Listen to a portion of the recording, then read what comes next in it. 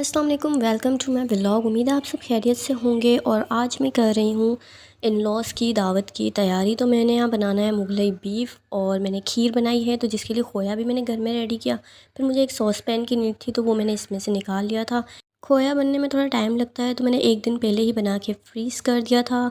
और यहाँ हम बात करेंगे कि अक्सर घरों में ऐसा होता है ना कि जैसे बहुओं को और नंदों के नसीब से बहुत ज़्यादा कंपैरिज़न किया जाता है। तो ये होता है कि अगर बहू अपने हस्बैंड के साथ यानी बहू बेटे के साथ खुश है या उनका लाइफ़स्टाइल चेंज है, अलग है, तो इस चीज़ को बहुत ज़्यादा मैटर किया जाता है।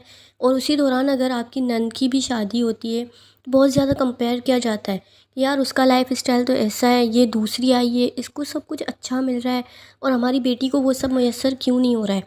अगर बेटा बहू को ज़्यादा प्यार करता है या लेके घुमाने ले जाता है, मतलब उनका अपना है लाइफ़स्टाइल, उनकी जॉब अलग है और आपकी नंदोई की जॉब अलग है। इसमें क्यों आप लोग मुकाबला करते हैं?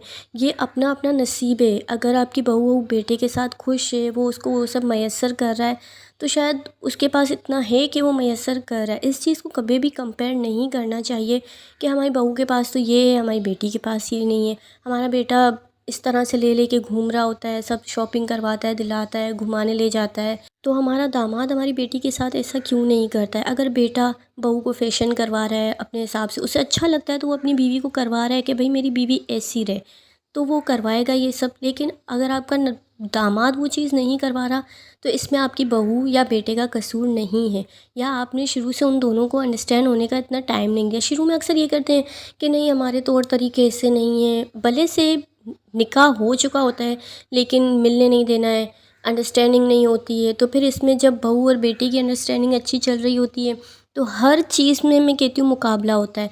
अगर बहू कुछ अच्छा पहन रही है, हर कि नेल पॉलिश भी लगा के वो अपने अपने हस्बैंड के साथ कहीं जा रही है, तो वो भी मुकाबला किया जाता है कि भाई ये इस तरह से क्यों जा रही है। तो फिर क्या होता है, बेटे को प्रेशर किया जाता है। अगर वो बहू बेटी को नहीं मिल रहा ना, तो फिर बेटे को प्रेशर किया जाता है तुम अपनी बीवी को लिमिट में रखो, इस तरह से नहीं चलाओ, हमारे घर के तौर तरीके ऐसे नहीं हैं। तो खुदारा प्लीज़ ये मत करें। फिर क्या होता है कि आपस में रिश्तों में रंजिशें बढ़ जाती हैं और जिसका कसूरवार फिर बहू को ही ठहराया जाता है कि उसने हमारे बेटे को इतना ब्रेन वॉशिंग की कि वो बहन के ख़िलाफ़ हो गए। तो भाई आपका बेटा भी अंधा गूंगा या बहरा नहीं है, सब देख रहा है, समझ रहा है, सुन रहा है।